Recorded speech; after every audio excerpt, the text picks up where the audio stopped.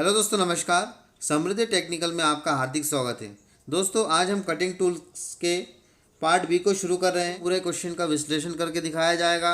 दोस्तों, मैं आपको बताना चाहूँगा कि एक कटिंग टूल्स में मैं 350 से अधिक क्वेश्चन बनाए हैं। अर्थात मैंने हर एक ऐसे क्वेश्चन को सम्मिलित किया है जो एग्ज़ाम के लिए बहुत इंपॉर्टेंट है। आप क्वेश्चन को देखिए। क्वेश्चन का भाषा थोड़ा सरल है, आप इसे आसानी से समझ सकते हैं। जब आप इसे समझ जाएंगे तो आप इंग्लिश में भी इसे सॉल्व कर सकते हैं। इसलिए मैंने इसे थोड़ा सरल भाषा में चुना है, क्योंकि जब ज़्यादा जटिल भाषा में इसे चुनते हैं या बनाया जाता है पेपर को तो बहुत मुश्किल होता है फर्स्ट टाइम में जब वीडियो को देखा जाता है। तो दोस्तों, हम लोग शुरू करते हैं। Question number 1। इससे पहले मैं आपको बताना चाहूँगा, यदि आप हमारे चैनल में नए हैं और आप फर्स्ट टाइम हमारे चैनल के वीडियो को देख रहे हैं तो आप सब्सक्राइब करिए और आपके दोस्तों के साथ शेयर भी कर सकते हैं। सब्सक्राइब इसलिए करिए क्योंकि आप तक हर वीडियो जल्दी से जल्दी पहुंचे, ये मेरा कोशिश है और आपकी सफलता के लिए मैं कटिबद्ध हूँ। तो दोस्तों, चलिए शुरू करते हैं। क्वेश्चन नंबर 40 तक हो चुका है। अब हम क्वेश्चन नंबर 41 देखते हैं। पंच किस धातु से बनाई जाती हैं? दोस्तों, पंच के बारे में आपको पता होगा। पंच का प्रयोग मार्किंग लाइन को स्थायी करने के लिए करते हैं और पंच आपने देखा होगा तो ये हाई कार्बन स्टील का बना होता है। ठीक है दोस्तों, तो इसका ऑप्शन नंबर ए सही है, हाई कार्बन स्टील। अब हम क्वेश्चन नंबर 42 देखते हैं। 42। प्रिक पंच का पॉइंट एंगल मतलब धार कितने डिग्री में ग्राइंड किया जाता है? तो आपको पता होगा पंच जो है वो डॉट पंच होता है, वो सेंटर पंच होता है, वो प्रिक पंच होता है। तो यहाँ आपका जो पंच के बारे में जो पूछा गया है वो है प्रिक पंच और ये होता है 30 डिग्री में। ठीक है। अब अगला क्वेश्चन देखिए। सेंटर पंच के पॉइंट का धार कितने डिग्री में ग्राइंड किया जाता है? तो सेंटर पंच ये होता है सेंटर पंच जो कि 90 डिग्री में होता है, प्रिक पंच 30 डिग्री में और डॉट पंच 60 डिग्री में। ठीक है, तो आप इसे ध्यान रखिएगा। अगला क्वेश्चन देखिए। एक क्वेश्चन कई बार एग्जाम में आ चुका है। मार्किंग लाइन को स्थायी रूप देने के लिए कौन सा पंच का प्रयोग किया जाता है? तो दोस्तों, आपको यहाँ ध्यान रखना है कि मार्किंग लाइन को यदि स्थायी सिर्फ बोला जाए तो आप डॉट पंच का प्रयोग करेंगे जिसका एंगल 60 डिग्री होगा। ठीक है। लेकिन यदि आपसे यदि ऐसा बताया जाए कि एल्युमिनियम के मार्किंग के लिए कौन सा पंच प्रयोग किया जाएगा, तब आपको प्रीक पंच का प्रयोग करना है।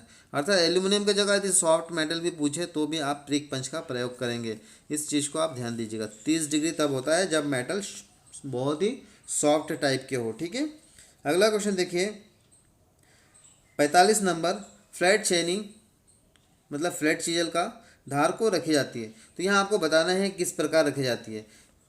कॉन्वेक्स रखा जाता है कि कॉनकैप या फ्लैट या कोई अन्य। तो आपको पता होना चाहिए कि फ्लैट नहीं होता कभी भी कोई चीजल। नाम फ्लैट चीजल है पर उसके जो धार होते हैं वो सामने से थोड़ा सा कॉन्वेक्स में होता है, अर्थात हिंदी में इसको उत्तल बोला जाता है, क्योंकि ये धंसने से बचाती है। जब आप चिपिंग करते हैं फ्लैट चिपिंग तो ये कॉर्नर धंसता नहीं है और आसानी से कटिंग होता है। ठीक है, तो ये 45 नंबर क्वेश्चन है। दोस्तों, 46 नंबर क्वेश्चन को देखिए। चीजल का साइज लिया जाता है। तो आपको बताना है कि छेनी जो होता है, छेनी मतलब चीजल, चीजल के साइज को कैसे लिया जाता है। ठीक है। अब हम ऑप्शन को देखते हैं। तो दोस्तों, जैसे कि आपको पता होगा कि चीजल जो है उसकी एक लंबाई भी होती है, चौड़ाई भी होती है और मोटाई भी है। लेकिन मोटाई इसका विशिष्टीकरण है, स्पेसिफिकेशन में मोटाई यहाँ पे कोई मतलब नहीं रहेगा। यहाँ सिर्फ लंबाई चौड़ाई और उसके जो शेप रहता है उसके आकार से, उसकी जो कटिंग एज की शेप है उससे इसका साइज या स्पेसिफिकेशन किया जाता है। तो यहाँ पे चौड़ाई आकार ये दो भी नहीं होगा, पहला भी नहीं होगा। अगला देखिए, लंबाई, फेस की चौड़ाई और पॉइंट के आकार। तो आकार मायने रखता है, जैसे काउ माउथ है कि हाफ राउंड है या फ्लैट है तो उसकी शेप जो है सामने के फेस से ही पता चलेगा। इसलिए इसका सी नंबर बिल्कुल सही आंसर है। ओके। अब अगला नेक्स्ट क्वेश्चन देखिए। 47 नंबर। की वेज बनाने के लिए कौन से चीजल का प्रयोग किया जाता है? तो यहाँ आपको चाबी घाट बनाना है तो आपको कौन सा चीजल प्रयोग करना है? फ्लैट छेनी या क्रॉस कट छेनी या डायमंड पॉइंट छेनी या कोई अन्य। तो दोस्तों, यहाँ क्रॉस कट चीजल का प्रयोग करना चाहिए। यहाँ पे आपको एक क्वेश्चन और बनता है कि क्रॉस कट चीजल का दूसरा नाम क्या है? तो इसका दूसरा नाम कैप चीजल भी होता है, हिंदी में टोपी चीजल भी बोला जाता है। तो इसे आप ध्यान रखिएगा। अब हम लोग जैसे जैसे क्वेश्चन आगे बढ़ते जाएंगे, क्वेश्चन धीरे धीरे टफ होते जाएगा, इस चीज़ को आपको ध्यान रखना है। अब आगे देखेंगे इसी क्वेश्चन को रिपीट। देखिए 48 नंबर क्वेश्चन देखिए, कैप चीजल का एक और नाम क्या है। तो जैसे कि मैंने अभी आपको बताया कि क्रॉस कट छेनी को कैप चीजल के नाम से भी जाना जाता है। तो ये 48 नंबर क्वेश्चन है।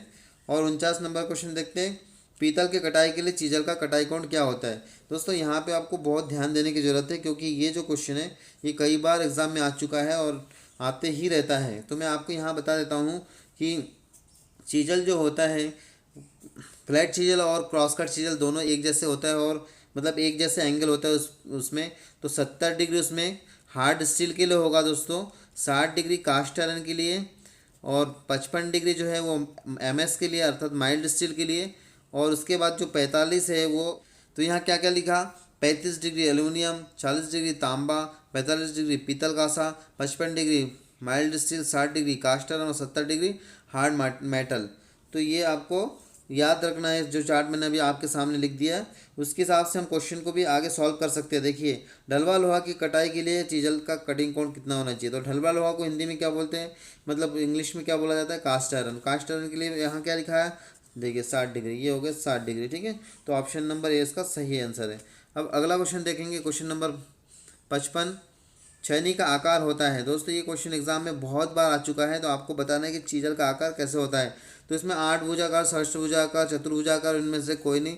तो एग्जाम में जब पूछा जाता है तो यहाँ षष्ठभुजाकार को आपको सही लगाना है। 6 भुजा आकार इसमें सही है, आंसर है। ठीक है दोस्तों, कभी कभी चीजल आपने 8 भुजा आकार भी देखे होंगे, लेकिन जो मैक्सिमम होता है वो 6 भुजा आकार का ही होता है। इसलिए एग्जाम में भी इसे षष्ठभुजा आकार मतलब हेक्सागोनल को सही मानते हैं, आप भी इसे सही मानिएगा। अब क्वेश्चन नंबर 51 देखिए, 51 के बाद 52, सॉरी ये क्वेश्चन थोड़ा एक बार आपको देखना है। ये 51 नंबर क्वेश्चन जो है थोड़ा रिपीटेड क्वेश्चन है, 2 बार टाइप हो गया है। चलिए आप इसे देख लीजिए, इसको ऑफर का क्वेश्चन समझ के आप कर लीजिए। ठीक है, मृदु इस्पात की कटाई के लिए चीजल की कटिंग कोण कितना होना चाहिए। तो आपने ये जो चार्ट देखा इसके हिसाब से आपको सारी चीज़ याद हो गया। और यहाँ पूछा है माइल्ड स्टील के लिए, तो निश्चित तौर पे यहाँ पे 55 होना चाहिए। दोस्तों यहाँ आपको ध्यान देने की बहुत ही ज़्यादा ज़रूरत है। अब मैंने 55 बोला है, मान लीजिए 55 डिग्री नहीं है। एग्ज़ाम में कई बार ये क्वेश्चन दे चुका है और धोखा हो जाता है इंसान के साथ। जैसे आपको मैंने 55 बोल दिया और एग्ज़ाम में 55 नहीं है, तो आप क्या लगाएंगे। तो दोस्तों यहाँ 60 डिग्री लगाना है। ठीक है, एग्ज़ाम में यदि 55 डिग्री नहीं है तो आप 60 डिग्री लगाइए, निश्चित तौर पे आप कहीं भी गलती ना करें, 45 की तरफ ना आए, क्योंकि जो बेसिकली चीजल होता है वो 60 डिग्री का ही होता है। यदि कोई से भी ऑप्शन में आपको कुछ भी दिखता है और 60 है तो आप 60 के साथ ही जाएं। ठीक है, तो आप विशेष करके इसे ध्यान रखिएगा, भूलिएगा नहीं बिल्कुल भी। अगला क्वेश्चन देखिए, चीजल का कटिंग कोण निर्भर करता है। तो चीजल का कटिंग कोण किस बात पर निर्भर करते हैं, आपको बताना है कि चीजल की धातु के ऊपर निर्भर करता है क्या उसकी कटिंग कोण। मान लीजिए चीजल माइल्ड स्टील का है, तो क्या उसकी कटिंग कोण उस हिसाब से बनाया जाएगा, नहीं। तो किस हिसाब से होगा, आपको काटना किस प्रकार से, कौन सा पदार्थ को काटना है उसके ऊपर डिपेंड करता है। जैसे मान लीजिए चीपिंग की जाने वाले धातु पर, तो ये ऑप्शन बिल्कुल सही बैठ रहा है। धातु की मोटाई मोटाई से हमको क्या करना है, हम एक लेयर पहले काट देंगे, बाद में एक और लेयर काटेंगे, तो ये तो बिल्कुल भी तर्क संगत नहीं है। तो ऑप्शन नंबर बी इसका सही है। ठीक है, अगला क्वेश्चन देखिए, कटिंग फेस की ऊपरी सतह और वर्किंग सरफेस के लंबवत लाइन के बीच का कोण क्या, इसे क्या कहते हैं। इस क्वेश्चन को ध्यान दीजिए, आपको मैं ड्राइंग बनाकर दिखाता हूँ एक चित्र के माध्यम से। कटिंग फेस की ऊपरी सतह और वर्किंग सरफेस के लंबवत लाइन। तो दोस्तों ये मैंने एक चीजल बनाया, आपको दिख रहा है क्या, दिख रहा होगा। वर्किंग, यहाँ पे आपको चीजल इस प्रकार से बनाना है, ऐसा, और ऐसा कटिंग एज बनाना है उसका, ये बन गया। अब मैं यहाँ से इसकी इंक्लिनेशन लाइन बनाता हूँ। अर्ध षट्कोण चीजल को कितने डिग्री में झुकाया है, तो आमतौर पे ये तो आपको पता होगा, मैं थोड़ा सा इधर हटा देता हूँ। इसको नॉर्मली 40 डिग्री रखा जाता है। अब ध्यान दीजिए इसको। अब ये बोला है कि कटिंग फेस की ऊपरी सतह, तो दोस्तों ये चीजल ऐसा रखा जाता है, और ये इसकी कटिंग फेस हो गया, ये ठीक है, और ये चीजल हो गया, ये नीचे जॉब है, और ये इसको बोलते हैं लंबवत लाइन। ठीक है,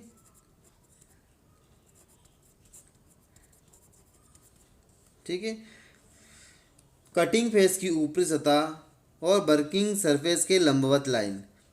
तो काट कौन रहा है, चीजल, और इसकी ऊपरी सतह कहाँ है, यहाँ, ठीक है।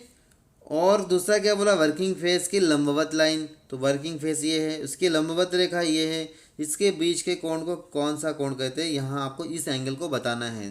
तो दोस्तों इस कोण को रेक कोण बोला जाता है, ठीक है, रेक एंगल या रेक कोण। समझ गए आप। ये चीजल है, ये लाइफ ऑफ इंक्लेशन है, सन्निहित कोण। ये नीचे का जो है इसका क्लियरेंस कोण होता है दोस्तों, ये जॉब है, और इसके लंबवत लाइन है, और ये ऊपरी फेस है। एक चीजल है, मान लीजिए ये चीजल है, इसके दो फेस बनेंगे, एक निचली फेस और एक ऊपरी फेस। तो ऊपरी फेस और लंबवत लाइन के साथ जब बनता है तो वो इसका रैक कोण बनता है, ठीक है। ये इसका रैक कोण है। तो आशा करता हूँ कि आप समझ गए होंगे। अगला क्वेश्चन देखिए, 54 नंबर क्वेश्चन देखिए, 54। चीजल के क्लियरेंस कोण इन दोनों के बीच होता है। यदि आप इस चित्र को समझ गए होंगे तो आप बिल्कुल बता सकते हैं कि क्लियरेंस कोण कहाँ है। ये चित्र है, ये इस टाइप से है, आपको बताना है कि क्लियरेंस कोण कहाँ है। तो जैसे कि आपको पता होगा कि ये जॉब है नीचे, और यहाँ से चीजल का जो एंगल बनता है उसके नीचे से, जो चीजल है उसके नीचे से जो एंगल बनता है वो क्लियरेंस कोण बनता है। तो यहाँ पे ऑप्शन देखिए, पहले मैं आपको समझा दिया, आप ऑप्शन को ध्यान दीजिए। कार्य सतह और कटिंग एज के निचली सतह।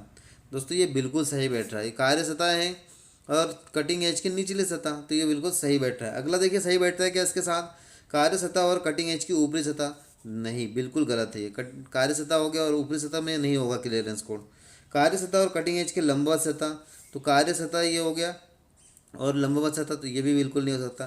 कार्य सतह की लंबवत और कटिंग एज के बॉटम, तो ये भी बिल्कुल गलत है। तो ऑप्शन नंबर कौन सा बिल्कुल सही बैठा है दोस्तों, कार्य सतह, ये जॉब की सरफेस है, और कटिंग एज की निचली सतह, ये कटिंग एज है उसकी निचली सतह, जैसे कि मैंने आपको बोला ये क्लियरेंस एंगल है। तो ये ए नंबर बिल्कुल सही है, ठीक है। ये बहुत इंपॉर्टेंट क्वेश्चन है और आपको बहुत मुश्किल से कोई समझाएगा ये चीज़, तो आप इसे ध्यान दीजिएगा। चीजल के कर्तन कोण इन दोनों के बीच होता है। अब आपको बताना है कि चीजल का कटिंग एंगल कहाँ होता है। अब ऑप्शन देखिए, ये चित्र है, देखिए कार्य सतह और कटिंग एज की निचली सतह। तो ये मैं फिर से बना देता हूँ, ये जॉब है, ये चीजल है, ये इसका कटिंग एज है। तो उसने बोला कि कार्य सतह और कटिंग एज की निचली सतह, तो कटिंग एज के निचले सतह और ये कार्य सतह, ये जॉब मतलब कार्य सतह, तो ये तो बिल्कुल नहीं हो सकता। कटिंग एज, ये आपको बताना है कि कहाँ होता है, तो ये गलत है। कटिंग एज की ऊपरी सतह और कटिंग एज की निचली सतह, बिल्कुल सही दोस्तों। ये कटिंग एज की निचली सतह और कटिंग एज की ऊपरी सतह, इसके बीच के जो कोण बनता है उसे क्या कहते हैं, कटिंग एंगल बोलते हैं। अब आप, ये तो सही हो गया, लेकिन तीसरा और चौथा ऑप्शन भी एक बार आप देख लीजिए। कार्य सतह और कटिंग एज के लंबवत सतह, तो कार्य सतह और कटिंग एज के लंबवत में ऐसे कोण कैसे बन सकता है, ये बिल्कुल गलत है। और अगला है कार्य सतह की लंबवत लाइन और कटिंग एज के बॉटम, तो ये भी गलत है। तो ये बिल्कुल सही है, कटिंग एज की ऊपरी सतह, ये ऊपरी सतह है, और इसकी निचली सतह, इसके बीच के जो कोण बनता है उसको कटिंग एंगल बोलते हैं। और इसको हम ऐसा दर्शाते हैं कि ये 90 डिग्री हुआ, ये 60 डिग्री हुआ, ऐसा करके हम बताते हैं ना। तो दोनों फलक के बीच के जो स्थान होता है, एंगल होता है, उसी को हम कटिंग एंगल बोलते हैं, ठीक है।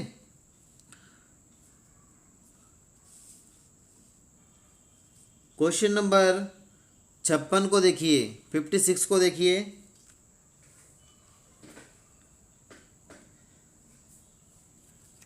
चीजल मटेरियल को खोदता है जब, देखिए दोस्तों ये आपको बहुत समझने की ज़रूरत है। चीजल कब कटिंग करता है या खोदता है, चीजल का काम है छिलना या खोदना। ये मैंने एक चित्र बनाया है, और ऑप्शन क्वेश्चन नंबर 56 देखिए, चीजल मटेरियल को खोदता है जब, तो मैंने एक चित्र बनाया, ये चीजल है और इसके बीच में लाइन ऑफ इंक्लेशन है, इसका ये झुकाव कोण है। तो ये आमतौर पे यहाँ पर हम 40 रखते हैं, 40 40, ठीक है दोस्तों, 40 रखते हैं। होता क्या है, जब 60 डिग्री का चीजल का एंगल होता है तो 30 इधर और 30 इधर, दोनों तरफ मिला के 60 हो जाता है। तो आमतौर पे क्या करते हैं, ये 30 हो गया मान लीजिए चीजल का एंगल यहाँ से यहाँ तक के, ये 30 हो गया, और यहाँ पे नीचे कितना रहता है, 10 रहता है आमतौर पे। तो ऊपर भी ऐसे ही रहता है 30, और फिर रैक कौन हो जाता है 20। तो 30 और 30 60 और 20 90, सॉरी 80 और 10 90, टोटल ऐसा ऐसा मिला के 90 हो जाता है। तो इसमें क्या होता है, आप थोड़ा सा ध्यान दीजिए तो सब सारे काम बन जाएगा। मटेरियल कब खोदेगा, ये मान लीजिए ये जो चीजल का क्लियरेंस कोण है नीचे वाला, इसको बोलते हैं क्लियरेंस कोण। यदि आप इसको जीरो कर देंगे तो दोस्तों आप जैसे चीजल मारेंगे तो चीजल स्लिप होके फिसल जाएगा, ठीक है, इधर से फिसलेगा। जैसे ही आप इस मान लीजिए चीजल को आप इस टाइप से, जैसे मैंने पेन झुका के रखा, रैक कोण को 10 डिग्री कर देंगे तो ऐसा खड़ा हो जाता है। मतलब कि आप इसको ऊपर कर देंगे, यहाँ 10 डिग्री हो जाएगा, यहाँ 20 डिग्री हो जाएगा, क्योंकि चीजल का एंगल तो चेंज नहीं हो रहा है, इसके झुकाव कौन चेंज हो रहा है, एंगल ऑफ एनक्लेशन चेंज होगा। तो यहाँ पे आप 10 डिग्री कर देंगे तो यहाँ 20 रहेगा, और यहाँ पे आप 20 कर देंगे तो यहाँ 10 हो जाएगा, ठीक है दोस्तों, ये प्लस माइनस यहीं पे होता है। तो जैसे ही आप इस 20 को 10 करेंगे तो यहाँ 20 होगा, और जैसे आप इसमें जॉब में कटिंग करेंगे, ऐसी कंडीशन में चीजल धंसता है, मतलब ज़्यादा खोदता है, चिपिंग कम करेगा और खोदेगा ज़्यादा। तो आप यहाँ पे क्या बोलेंगे, रेक एंगल को कम करने से चीजल धातु में धंसती है, इसका आंसर होगा। अब ऑप्शन देखिए, रेक कोण ज़्यादा हो तो बिल्कुल नहीं, क्लियरेंस कोण कम हो तो ये स्लिप करेगा इस कंडीशन में, रैक कोण कम हो तो ये बिल्कुल सही आंसर होगा। क्यों, आप रैक को 10 कर देंगे ना दोस्तों तो क्लियरेंस कोण 20 होगा, तो चीजल जो है वो उसका पोजीशन चेंज हो जाएगा और खड़ा हो जाता है। और खड़ा होने से क्या होता है, जैसे उसके ऊपर आप चिपिंग करेंगे तो फिर वो खोदता है। झुकाव का कोण कम होने से भी स्लिप होता है, तो ऑप्शन नंबर सी इसका बिल्कुल सही आंसर है। अब आप 57 नंबर क्वेश्चन को देखिए, 57 नंबर। अब आप 57 नंबर क्वेश्चन देखिए, चीपिंग करते समय हमेशा ध्यान रखना चाहिए। तो आपको ये बताना है कि आप चीपिंग करते हैं तो आपका ध्यान कहाँ होना चाहिए, चीजल के हेड पे होना चाहिए, या कटिंग पॉइंट पर होना चाहिए, या हैमर पर होना चाहिए, या हेड और पॉइंट दोनों पर होना चाहिए। तो दोस्तों आपको यहाँ पे बताना है कि आप जब चीपिंग करते तो आपका ध्यान कहाँ रहता है। आप सोचिए, तो आपने देखा होगा आपका ध्यान हमेशा कटिंग करते समय कटिंग पॉइंट पे रहता है, ना कि आपके हैमर पे रहता है, और ना ही आपके चीजल के हेड के ऊपर रहता है। आप जहाँ कटिंग करते हो आपका ध्यान स्थिर हो जाता है कटिंग पॉइंट पर। तो यहाँ लोग क्या करते हैं, गलत कराते हैं, कोई कोई तो चीजल के हेड पर ही लगा देते हैं दोस्तों, और कोई कोई हेड और पॉइंट दोनों पे लगा देते हैं। आपको हेड नहीं देखना है, इस चीज़ को आप ध्यान रखिए। 58 नंबर क्वेश्चन देखिए, चादरों पर गोल सुराख करने के लिए कौन सा चीजल का प्रयोग किया जाता है। ये इम्पॉर्टेंट क्वेश्चन है, बहुत ज़्यादा इम्पॉर्टेंट। तो आपको पता है चादर में जहाँ आपको वॉशर काटना है वहाँ पे आप ना क्रॉस कट चीजल का प्रयोग कर सकते हैं, ना हाफ राउंड का कर सकते हैं, ना फ्लैट का कर सकते हैं। आप कर सकते हो सिर्फ काव माउथ का, क्योंकि काव माउथ चीजल का जो पॉइंट होता है वो नीचे से इस टाइप से हल्की गुलाई में होता है, और चीजल इस प्रकार से होता है दोस्तों। तो ये जो नीचे से जो गुलाई है ये इसके साइज़ बहुत ही कम है। अब आप जब चीपिंग करेंगे तो क्या होता है, चीपिंग मतलब आपको वॉशर काटना है, तो ये नीचे से जो ये इससे कम पॉइंट है, अब आपको वॉशर काटना है, गोल वाला वॉशर काटना है। तो आप जैसे ही चीजल को मारेंगे तो कम एरिया 1-1 mm 2-2 mm को काटेगा। तो ऐसे ही आप 1-1 mm 2 mm को लगातार काटते जाएंगे तो आप बड़े आकार के और या छोटे आकार के, दोनों आकार के क्या कर बना सकते हैं, वॉशर को काट सकते हैं। अब आपको आपके मन में एक सवाल आ रहा होगा कि सर फ्लैट चीजल से क्यों नहीं। तो देखिए, मान लीजिए आपको ऐसा काटना है, आपने फ्लैट चीजल 32 mm का चौड़ा उसके फेस होता है, तो आपने ये काटा, ऐसा कटेगा 32 mm, अगला काटा ये कटेगा, ऐसा कटेगा, फिर ऐसा कटेगा, ऐसा कटेगा, ऐसा कटेगा और ऐसा। तो क्या ये वॉशर बना है क्या, ये तो अष्टभुजाकार की कोई आकार बन गया। तो ये ऐसा वॉशर होता है क्या, नहीं होता है। तो आपको शार्प कटिंग करना होता है, तो आप यहाँ पे इसका प्रयोग करेंगे, किसका, काव माउथ चीजल का। और काव माउथ के बारे में आपको पता है कि कास्टिंग किया हुआ जॉब में से बर हटाने के लिए, या सुराख करने के लिए सॉफ्ट मेटल, लेदर वॉशर या शीट में से वॉशर काटने के लिए इसका प्रयोग करते हैं। ठीक है दोस्तों, तो ये था इम्पॉर्टेंट, बहुत इम्पॉर्टेंट क्वेश्चन। अब हम देखते हैं 59 नंबर का क्वेश्चन नंबर 59। 59 नंबर फाइल की धातु बनी होती है। तो आप यहाँ पे क्या करते हैं, लोग ज़्यादातर गलत करके आते हैं, और कभी कभी टूल स्टील और कास्ट आयरन, कास्ट स्टील सारे चीज़ दिया हुआ रहता है तो कंफ्यूज हो जाते हैं। तो मैं आपको बता दूं कि यहाँ पे देखिए, कास्ट स्टील या स्पेशल टूल स्टील जो दिया हुआ है इसका तो होगा ही होगा, क्योंकि स्पेशल टूल स्टील से ही फाइल बनाया जाता है। तो दोस्तों स्पेशल टूल स्टील जो है वो हाई कार्बन स्टील के अंतर्गत एक कंटेंट है, मात्रा है, अर्थात जिस स्टील में 0.1 106 से लेकर 1.20% तक कार्बन होता है, उसे टूल स्टील कहते हैं। और टूल स्टील एक स्पेशल स्टील है, आपने नाम बहुत सुना होगा लेकिन इसको जाना नहीं। इसके लिए मैंने एक स्पेशल वीडियो बना के आपके चैनल या हमारे चैनल में डाला है। आप इस वीडियो को देखिए टूल स्टील, तो आपको समझ में आएगा कि टूल स्टील एक्चुअली होता क्या है। तो आप निश्चित तौर पे इसको देखिएगा। तो इसका आंसर है टूल स्टील। यदि टूल स्टील नहीं है, ऐसी स्थिति में आपको हाई कार्बन स्टील के साथ जाना चाहिए, हाई कार्बन स्टील। ठीक है दोस्तों, इसमें आप सही लगाएगा। चलिए 60 नंबर क्वेश्चन देखते हैं। फाइल के पेज पर प्रति सेंटीमीटर धातु की संख्या को क्या कहते हैं? तो आपको पता होगा कि फाइल में जो दांते होते हैं वो इस प्रकार से होते हैं, आपने देखा होगा इस टाइप से, है ना। तो ये जो दांते होते हैं उसको ग्रेड के नाम से जाना जाता है। प्रति सेंटीमीटर धातु की संख्या के आधार पर ग्रेड माना गया है। जैसे सेकंड कट हो गया, है ना, या स्मूथ, सुपर स्मूथ फाइल या डेड स्मूथ फाइल, इस प्रकार से जो फाइल आते हैं वो सारे जो है वो ग्रेड के आधार पर आता है। अब हम 61 नंबर क्वेश्चन को देखते हैं। साधारणतः फाइल की लंबाई खालिस्तान भाग टेपर में होता है। तो आपको ये बताना है कि फाइल का आकार जो होता है क्या एक जैसे ही होता है क्या? नहीं दोस्तों, कैसे होता है? सामने से आपको टेपर मिलेंगे। कैसे मिलेंगे? तो 1/3 भाग टेपर मिलेंगे, 1/3 भाग टेपर। ठीक है दोस्तों, इसका मतलब है कि जो 1/3 है वो सामने की ओर धीरे धीरे हल्का टेपर होता जाता है। ठीक है, तो इस प्रकार से टेपर होने से क्या होता है, जब हम इसको फाइल का प्रयोग करते हैं तो अधिक मटेरियल को रिमूव कर सकते हैं और बैलेंस बनाने में भी आसान होता है। तो यहाँ पे आपको लगाना है कि सामने से जो टेपर होता है वो होता है 1/3। दोस्तों यहाँ आपको यदि बताया, ऐसा क्वेश्चन पूछा जाता है कि फाइल चौड़ाई में टेपर होता है तो आपको 2/3 लगाना है, और यदि आपको मोटाई में पूछा जाता है कि कितना टेपर होता है तो आपको यहाँ पर 1/3 लगाना है। तो इसका सही आंसर जो है 1/3 ही होगा। अगला क्वेश्चन देखिए, question number 62। Second cut file होती है, तो यहाँ पे आपको बताना है कि सेकंड कट फाइल किस आकार पे होती है। ये जो क्वेश्चन है वो इम्पॉर्टेंट इसलिए है क्योंकि सेकंड कट और एक डबल कट होता है, आपने सुना होगा डबल कट फाइल। तो लोग क्या होता है सेकंड को डबल समझ लेते हैं। सेकंड कट फाइल जो होता है वो ग्रेड के आधार पर होता है और डबल कट फाइल जो होता है वो उसके कट के आधार पर होता है। तो यहाँ पे ग्रेड और वह कट दोनों तो नहीं हो सकता, और ग्रेड बिल्कुल सही हो सकता है और कट नहीं हो सकता, ये गलत है। तो सही आंसर जो है वो ग्रेड के आधार पर सेकंड कट फाइल जो है वो ग्रेड के अनुसार होता है। ये देखिए एक क्वेश्चन ये भी है, इस क्वेश्चन को आपने कई एग्जाम में देखा होगा। सेव एज फाइल का प्रयोग होता है। तो दोस्तों ये सेव एज फाइल आपने देखा होगा, जो लेथ मशीन या लेथ ऑपरेटर है उनको अच्छी तरह से पता होगा।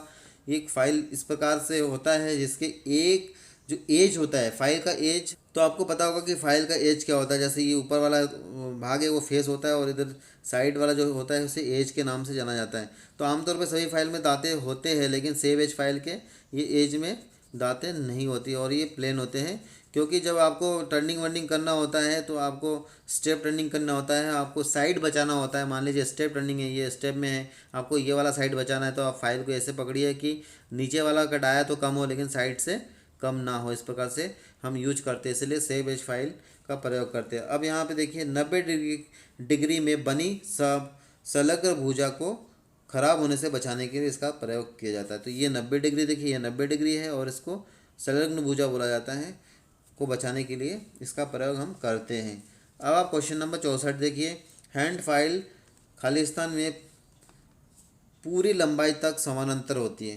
तो दोस्तों ये जो हैंड फाइल है, आपको मैं इसकी विशेषता बता दूं कि जो फाइल होते हैं ना दोस्तों, ये पूरे एक जैसे होते हैं। मतलब जैसे यहाँ पे आपको बताया था कि 2/3 भाग धीरे धीरे टेपर होता है आगे जाके फाइल, है ना। मोटाई में 1/3 हो जाता है, चौड़ाई में 2/3। तो यहाँ पे पूरी तरह से समान रहता है, इसमें कोई भी चेंजेस नहीं। यदि यहाँ पे 50 mm है तो यहाँ भी 50 mm होगा, एग्जाम्पल के तौर पे बोला मैंने। ठीक है, यहाँ यदि 20 है तो यहाँ भी 20 होगा, इस टाइप से होता है। तो अब ऑप्शन देखते हैं, चौड़ाई, मोटाई, लंबाई और टेपर।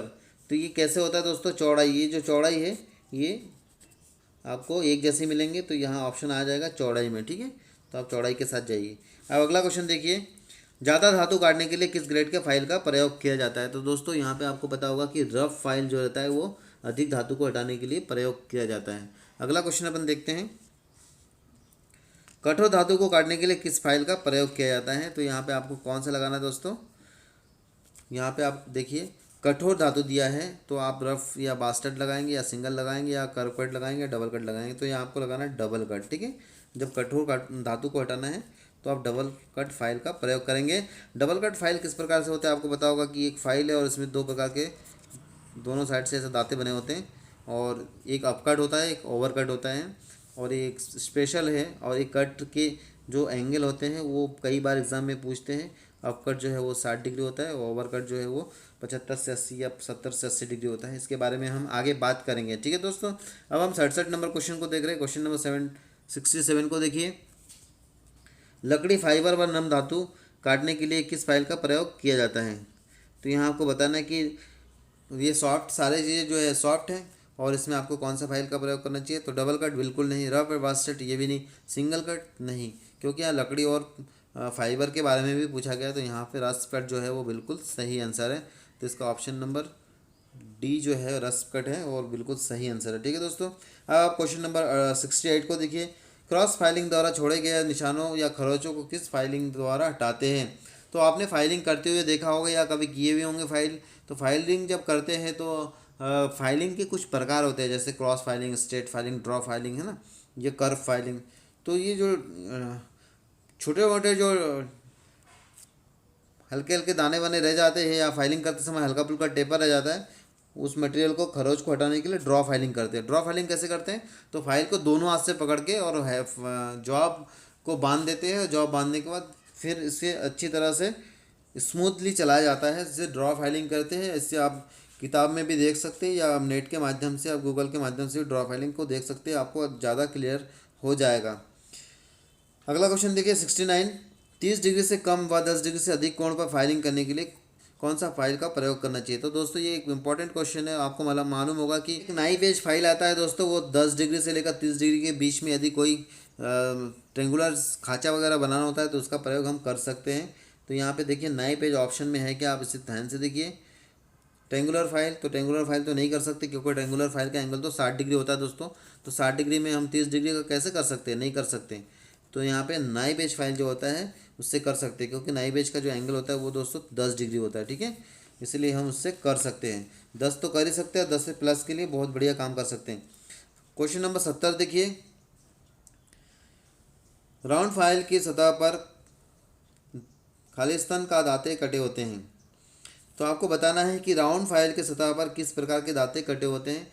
आपको बताना है कि स्पाइरल कट होता है या सिंगल कट या डबल कट या रास कट। तो दोस्तों ये आपने ध्यान नहीं दिया होगा, फाइल बहुत यूज किया होगा, लेकिन आप नेक्स्ट टाइम ध्यान से देखिएगा, उस पर सिंगल कट दांते कटे होते हैं, ठीक है दोस्तों। आशा करता हूँ कि आपको बहुत अच्छा लगा होगा। यदि आपको बहुत अच्छा लगा तो मुझे कमेंट्स करिए, लाइक करिए और शेयर करिए। और यदि आप फर्स्ट टाइम देख रहे हैं चैनल को तो सब्सक्राइब कर दीजिए, और इस प्रकार से आप देखते रहिए Samriddhi Technical. Thank you for watching.